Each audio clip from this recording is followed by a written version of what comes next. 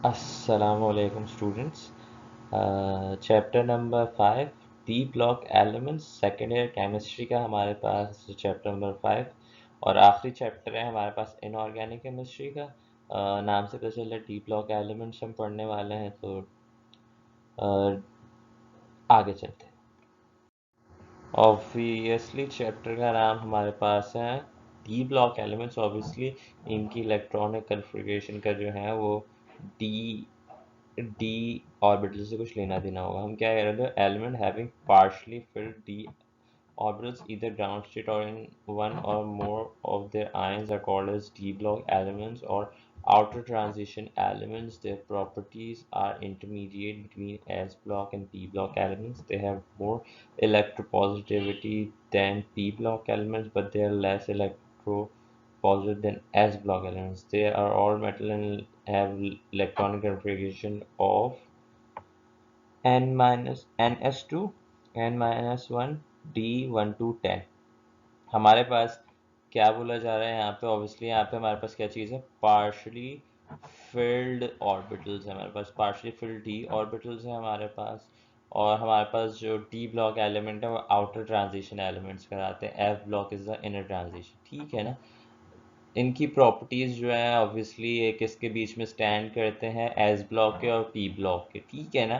तो इनकी जो प्रॉपर्टी होती है वो भी क्या होती है, इंटरमीडिएट होती है किसके बीच में, एस और पी ब्लॉक में। जिस तरह से इनकी इलेक्ट्रोपॉजिटिविटी बताई गई है कि इनकी ऑब्वियसली पी ब्लॉक से तो ज़्यादा होगी लेकिन एस ब्लॉक से कम होगी। हमारे पास 3 सीरीज हैं P block sorry D block elements की। जो फर्स्ट है हमारे पास वो शुरू होती है किससे, स्कैंडियम से, और वो कब किस पे ख़त्म हो रही है, जिंक पे ख़त्म हो रही है, ठीक है ना। जो उसकी दूसरी सीरीज हमारे पास वो शुरू होती है यट्रियम से और वो ख़त्म किस पे होती है, कैडमियम पे, ठीक है। और जो थर्ड सीरीज है, जो डी ब्लॉक की आखिरी सीरीज है, वो हमारे पास क्या सीरीज है,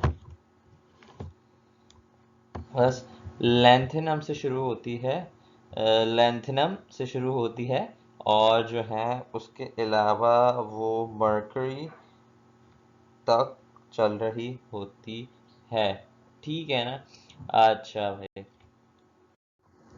इसके बाद हमारे पास इनर ट्रांजिशन या एफ ब्लॉक एलिमेंट्स आ जाते हैं। ये क्या होते हैं, obviously having their valence electron F orbital. हमारे पास एफ ऑर्बिटल में होंगे तो वो क्या कहलाते हैं, एफ ब्लॉक एलिमेंट्स। तो हमारे पास दो सीरीज है इसके अंदर, सबको पता है, लेंथेनाइड्स और एक्टिनाइड्स। जो लेंथेनाइड सीरीज है वो हमारे पास सीरियम से लेके कहाँ पे जा रही है, ल्यूटीनियम पे ख़त्म हो रही है, ठीक है। और हमारे पास जो एक्टिनाइड सीरीज है वो एक्टिनम पे से शुरू हो रही है और वो किस पे ख़त्म हो रही होती है, थोरियम उसके बाद होता है और उसके एंड पे वो लोरेंशियम पे ख़त्म हो रही होती है। तो लेंथेनाइड हमारे पास कौन सी होती है, रेडियो एक्टिव सीरीज, ठीक है ना। जर्नल कलेक्ट्रिस्टिक्स पे आते हैं हम डी ब्लॉक एलिमेंट्स के। जो सबसे पहले हैं वो हैं इलेक्ट्रॉनिक कन्फिग्रेशन। ऑब्वियसली इनकी इलेक्ट्रॉनिक कन्फिग्रेशन हम देखते हैं, सही है।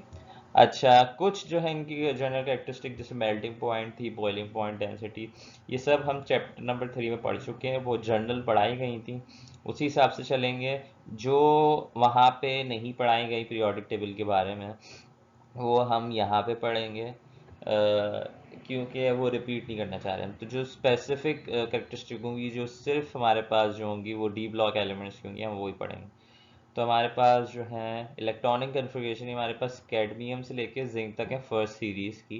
तो हम देख रहे हैं कि सिवाय कॉपर के, ठीक है, और क्रोमियम के, जो 4s1 है, हमारे पास क्या है, एस ऑर्बिटल सबके फिल्ड है और पार्शली फिल्ड क्या से हैं हमारे पास, D orbitals obviously third series की हैं। तो इसकी जो डी ब्लॉक की कन्फिग्रेशन है वो 3D में है, ठीक है ना।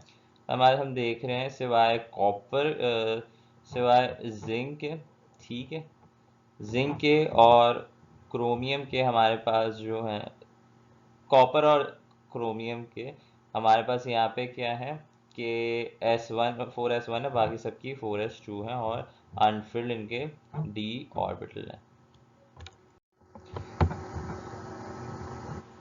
we sum up the external configuration of the first line of transition as S4D, 4S2 and 3DN. In any case, we already know that chromium and copper don't follow this example. This is the result of very low energy distinct between 3D shell and 4S shell. It is tentatively found that the half and totally filled arrangement of orbitals are more stable. ठीक है। अच्छा भाई, हमारे पास क्या लिखा गया है यहाँ पे कि जो इलेक्ट्रॉनिक कन्फिग्रेशन है सबकी, हम वो ऐसे सम अप कर सकते हैं 4S2 3DN, जो फर्स्ट सीरीज की बात कर रहे हैं हम, क्योंकि बुक के अंदर भी फर्स्ट सीरीज की एग्जांपल बताई गई है। इसके अलावा इन्होंने बताया कि क्रोमियम और कॉपर जो है वो सिर्फ ये जैसे मैं पहले बता चुका हूँ कि फॉलो नहीं कर रहे होते। क्यों नहीं कर रहे होते? क्योंकि बहुत लो डिस्टिंक्शन होती है दोनों जो शेल्स होते हैं 4S और 3D के, इनको कॉपर और क्रोमियम, तो हमारे पास इनके अंदर बहुत कम फर्क होता है एनर्जी शेल्स के, तो पहले जो हमारे पास 4S फिल हो जाते हैं। हमारे पास ये पता चलता है हमें कि हाफ और फुली फिल्ड भी जो है हमारे पास क्या होते हैं, दोनों हमारे पास क्या होते हैं, स्टेबल होते हैं। ठीक है ना। इसके अलावा हमारे पास जो दूसरी प्रॉपर्टी है इनकी, वेरिएबल वैलेंसी नंबर या ऑक्सीडेशन नंबर। सही है। क्या लिखा है? These type of element have variable state oxidation, they have very small energy differences, due to this reason they have variable oxidation state. Variation in oxidation state is related to their electronic configuration. हमारे पास दोबारा से हम first series देखते हैं, फिर आगे जाके हम एक और चीज़ देखेंगे। हमारे पास क्या है, फर्स्ट सीरीज है और इनकी इलेक्ट्रॉनिक कन्फिग्रेशन के हिसाब से अगर आप देखें यहाँ पे 3D और 4S को अगर हम देखें तो इस हिसाब से हमारे पास क्या है, इनकी ऑक्सीडेशन स्टेट, इनके वैलेंसी नंबर जो हैं वो बन रहे होते हैं। ठीक है ना।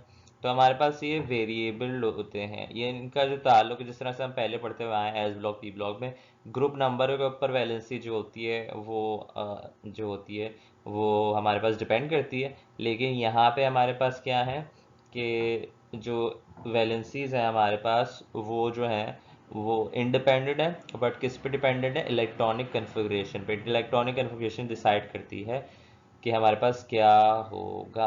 ठीक है ना। अच्छा भाई, अगर हम यहाँ पे देखें तो हमारे पास वेरिएबल सबसे ज़्यादा हमारे पास मैग्नीज की हैं, Mn की हैं, 2 फ्रॉम +2 टू ये +7 जा रही होती है। ठीक है ना।